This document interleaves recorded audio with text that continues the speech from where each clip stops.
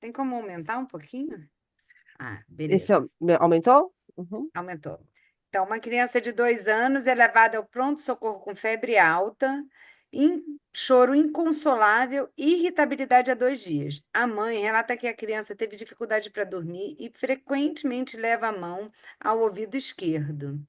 Não há histórico de episódios similares prévios, mas a mãe menciona que a criança teve um resfriado leve há cerca de uma semana. Histórico clínico relevante: gestação e parto sem intercorrência, vacinação, esquema vacinal completo até o momento, histórico de infecções respiratórias, vários episódios de IVAs ao longo do último ano, ela tem 2 anos, né? Exposição ambiental: a criança frequenta creche e tem contato com irmãos mais velhos. Ao exame físico, ela está com 39 de temperatura, uma frequência cardíaca de 125, uma frequência respiratória de 28. E a otoscopia, ela tem uma membrana timpânica esquerda abaulada, hiperemiada, sem reflexo luminoso, com presença de nível líquido na orelha média. A orofaringe tem uma leve hiperemia sem exudato e o exame pulmonar ausculta pulmonar limpa, sem estertores ou sibilos. Então, alguém quer fazer algum comentário, gente, sobre o que é importante desse caso clínico?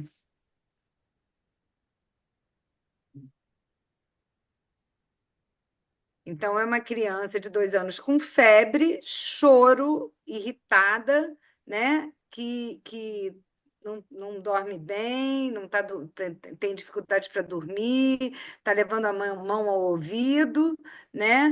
E teve um quadro de IVAs antes, né? Então, antecedente de muitas IVAs de repetição.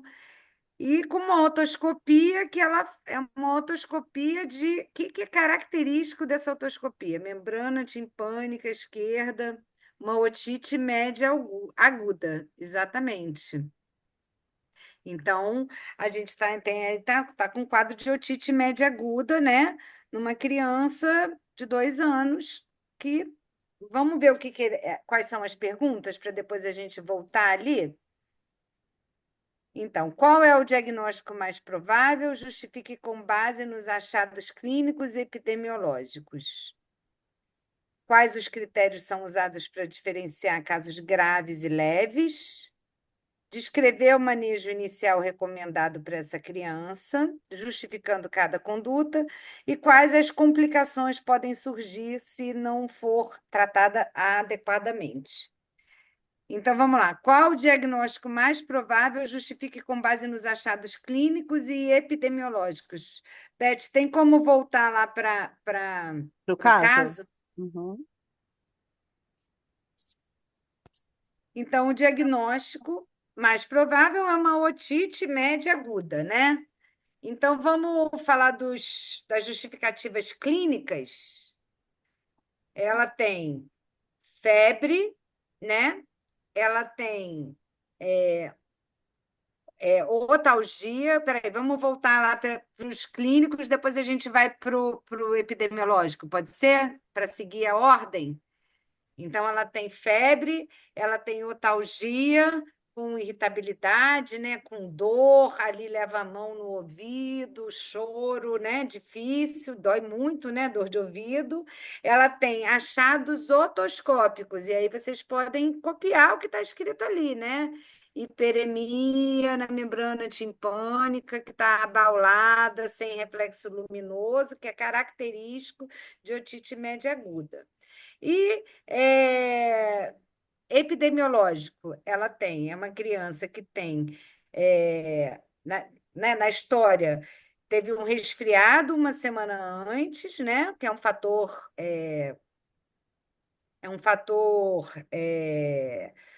precipitante, né? Porque faz a disfunção ali tubária, né?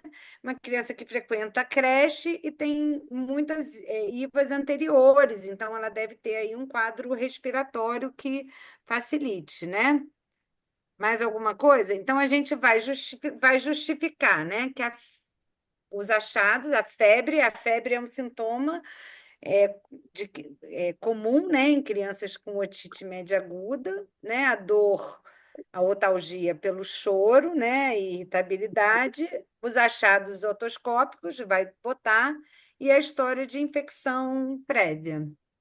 Vamos ver o gabarito?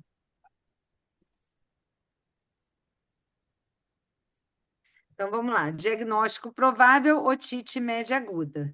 Justificativa: febre alta, que é um sintoma comum em crianças com otite, otalgia, indicada pelo choro inconsolável, irritabilidade, que são sinais frequentes de dor auricular em crianças pequenas.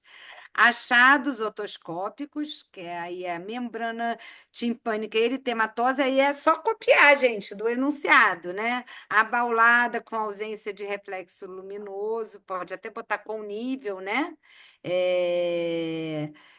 História de infecção respiratória recorrente, né? E a ocorrência de um resfriado na semana anterior é um fator predisponente, e isso faz a disfunção da tuba, né? Que facilita a entrada de patógenos na orelha média. Então, é isso, organizar o pensamento, né? Eu acho que a gente pode ir para a próxima pergunta. Alguém ficou com alguma dúvida nessa?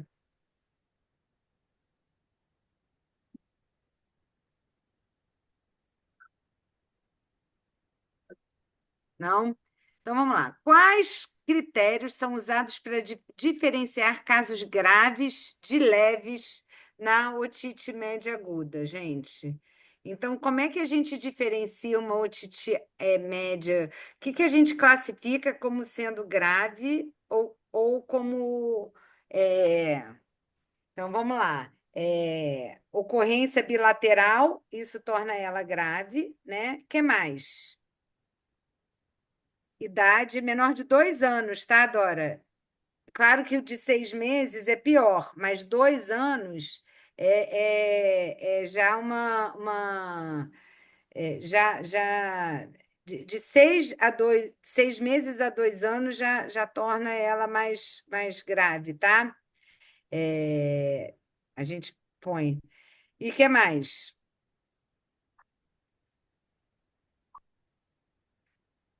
Então, vamos lá, Laís. O abaulamento da membrana timpânica é típico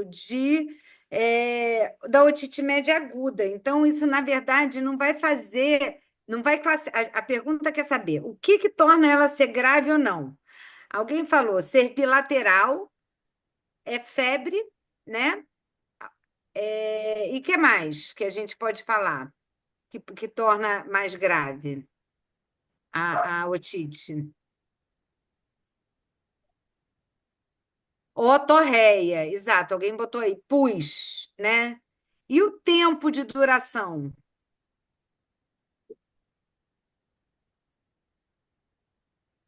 Então, quando você tem uma persistência por mais de 2 dias, né?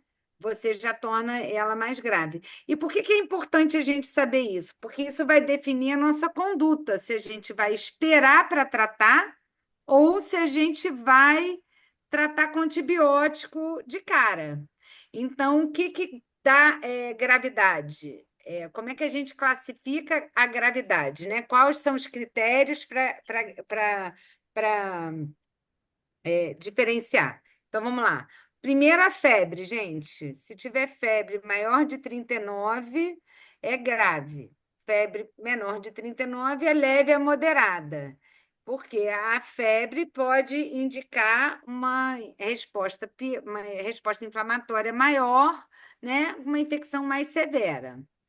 Outra coisa que a gente vai classificar como leve ou não é a intensidade da dor e a duração. Então, uma dor moderada e intensa, com mais de 48 horas, a gente pode dizer que ela é grave, né?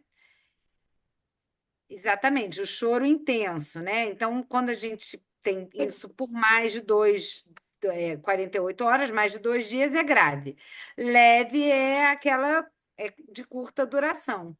Então, isso também vai refletir a persistência e a intensidade aí da dor, pode refletir a extensão da inflamação, né, e da infecção. E a outra coisa que a gente tem é a otorreia. Então, se a gente tem otorreia, indica perfuração, isso é uma complicação e a gente pode colocar ela como um quadro mais grave. E a bilateralidade, que alguém botou, uma otite bilateral é mais grave, né? Principalmente em menores de 2 anos. E se a gente tiver sintomas associados, como letargia, sinais de toxicidade, vômitos persistentes, exatamente. Em vez de toxicidade, a gente pode botar, Dora, sinais de toxemia, tá? Toxicidade parece que, eu não sei se essa palavra existe no português, né? Então a gente põe uma criança toxêmica, aquela criança com febre, com mal-estar, tá? É, Beth, quer falar alguma coisa? Não, tranquilo, pode seguir. Oi? Pode seguir. Pode seguir? Então, acho que é isso, gente. Então, a gente tem essa classificação aí, né? E vamos ver o gabarito?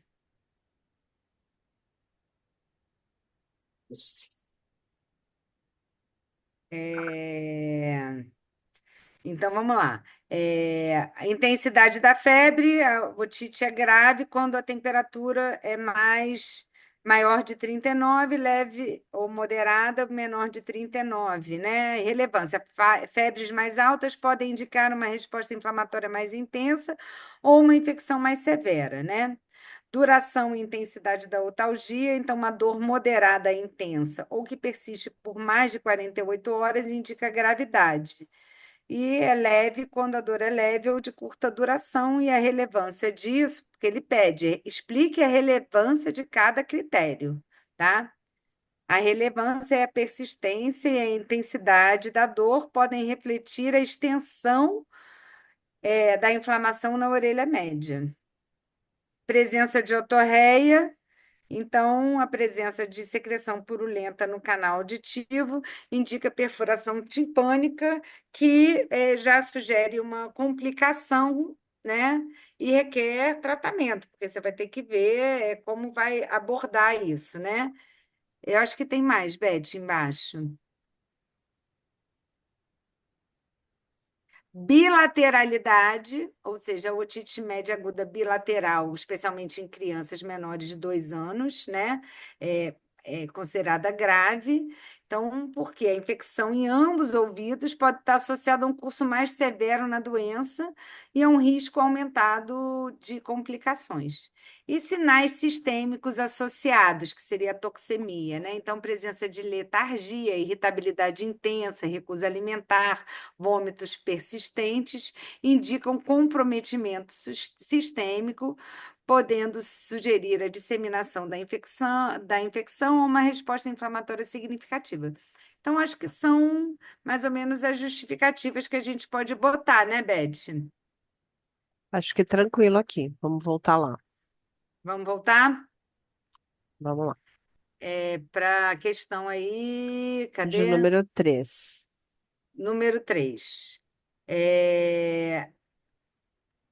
Descreva o manejo inicial recomendado para essa criança. Justifique cada conduta.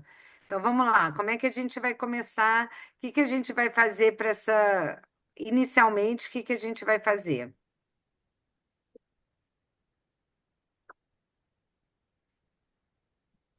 Então, vamos lá. A gente classificou ela. Internação? Não, gente. Internação não.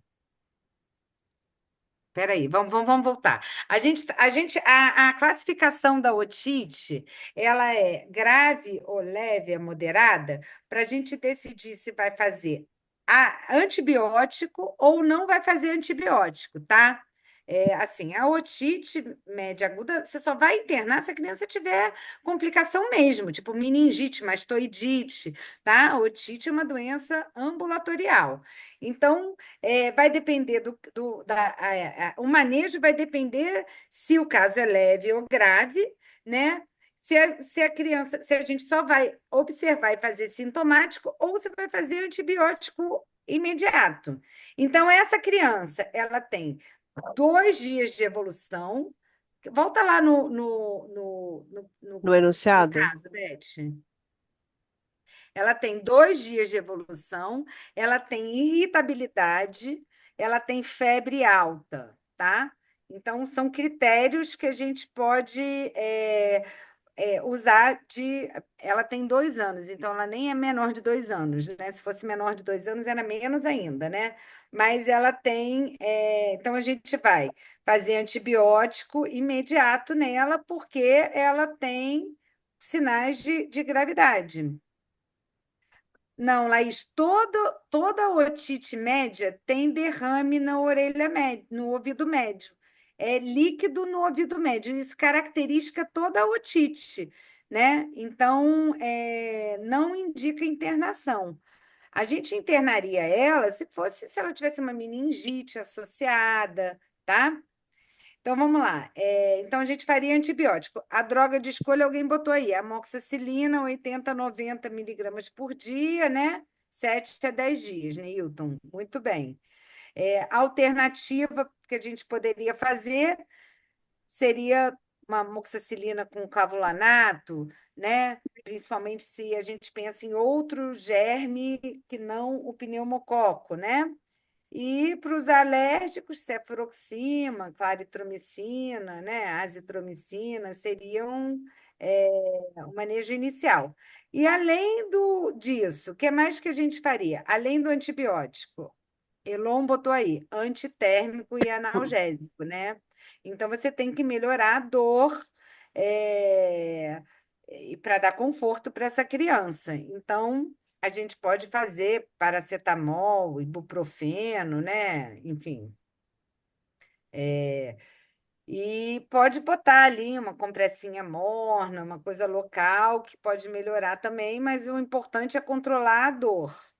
E alguém botou controle em 48 horas, exatamente, 48 a 72 horas. É importante, por quê? Porque a gente tem que evoluir ali, avaliar a evolução, né? É, e pensar que, principalmente essa criança que a gente está tratando, é, mas aquelas outras, a criança que a gente não começa antibiótico, essa principalmente a gente tem que reavaliar. Não, Jander, a gente não usa gotas otológicas de anestésico, tá? O tratamento tópico é da otite externa, quando a gente tem uma otite externa. Aí você faz um tratamento tópico. Gotas otológicas não são indicadas, até porque a dor vem da distensão, porque tem líquido no ouvido médio e você distende ali aquela membrana timpânica.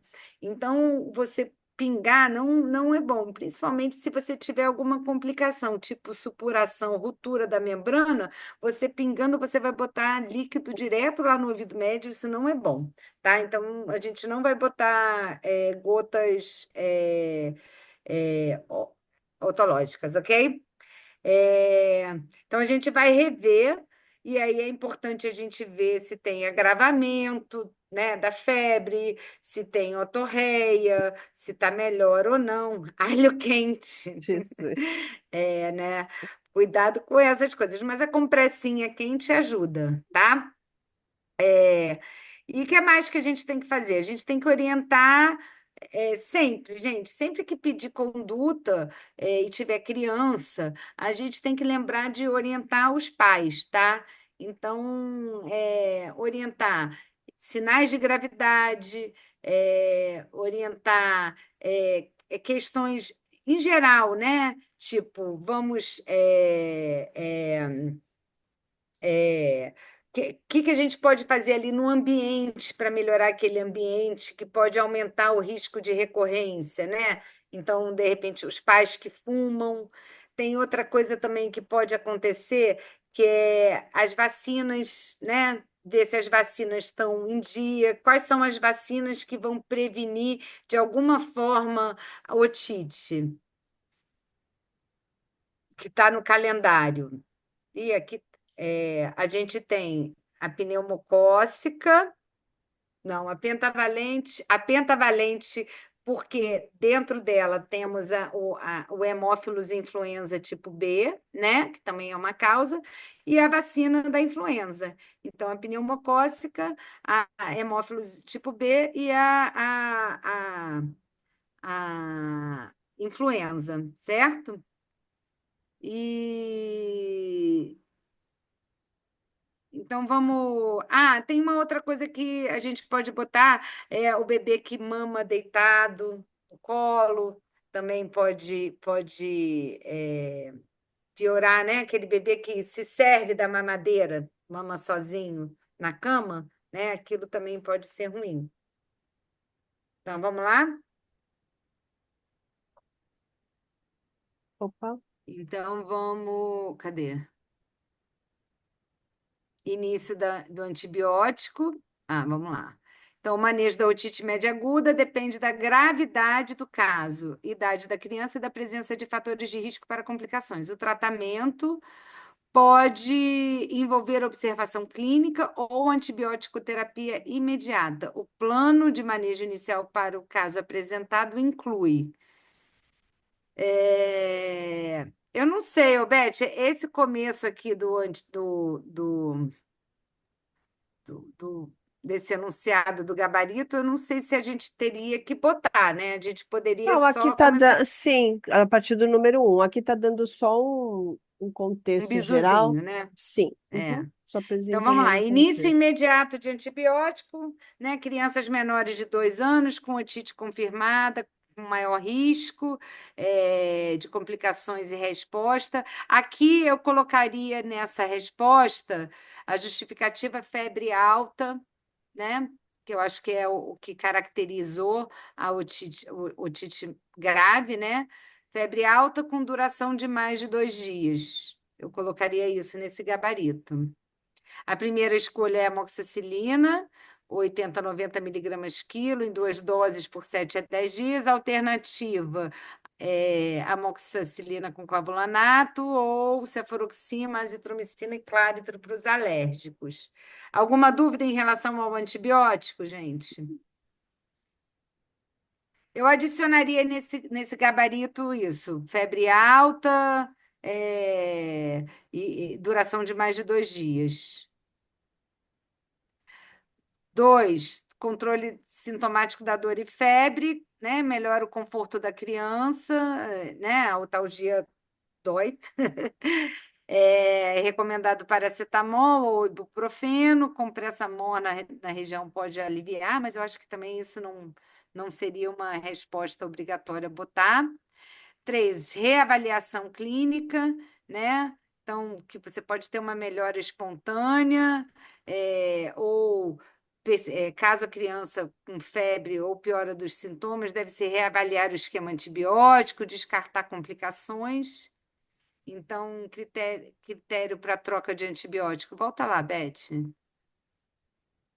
Persistência de sintoma após 48 a 72 horas, agravamento da febre ou falha na melhora da otorreia. Poderia botar isso, mas eu acho que a reavaliação mesmo para avaliar a complicação ou necessidade de mudança pode passar. Educação dos pais e orientações gerais. Então, isso sempre é fundamental, orientar os responsáveis sobre os sinais de alarme e a importância do acompanhamento. Então, retorno imediato ao serviço se houver febre persistente, vômitos, prostração intensa ou sinais neurológicos, suspeitas de complicações. Evitar exposição passiva ao tabagismo, pois aumenta o risco de recorrência, e manter o esquema vacinal atualizado, especialmente contra pneumococo. A gente faz a PCV 10 aqui no PNI, Beth. Acho que a gente pode também consertar esse. Influenza e o hemófilos influenza tipo B, que está na pentavalente. Fechou essa, otite? Acho que tem outro item aqui que é complicações.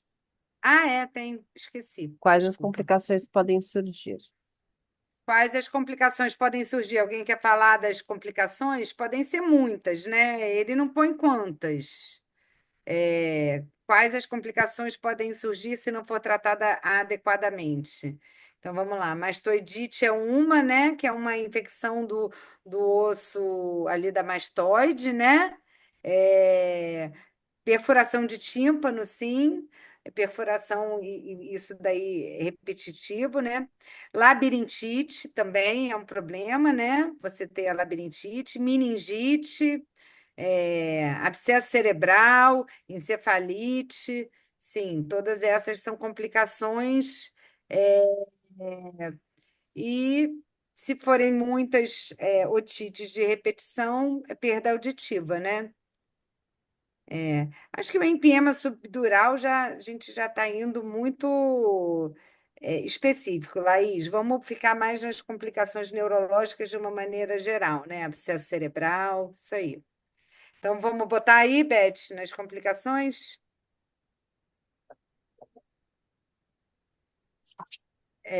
Mastoidite, que é a infecção do osso da mastoide, localizado atrás da orelha, pode causar dor intensa, edema retroauricular, deslocamento do pavilhão auricular, né? Abscessos.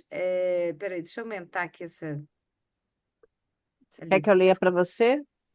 Não, já deu aqui. Abscessos subperiósteos e necessita de intervenção. Só vou fazer uma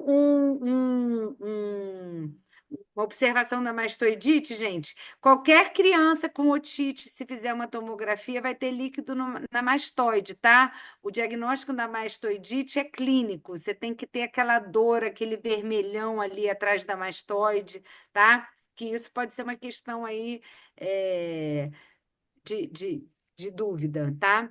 Abscesso intracraniano, formação de coleções purulentas no cérebro, como abscessos peridurais, subdurais, meningite, disseminação da infecção para as meninges, né? Também é importante a gente pensar não, nos abscessos, né? Pode levar a convulsões, déficits neurológicos focais, até óbito, a meningite também, pensar sempre febre persistente com rigidez de nuca, letargia pode ser sequela, tá?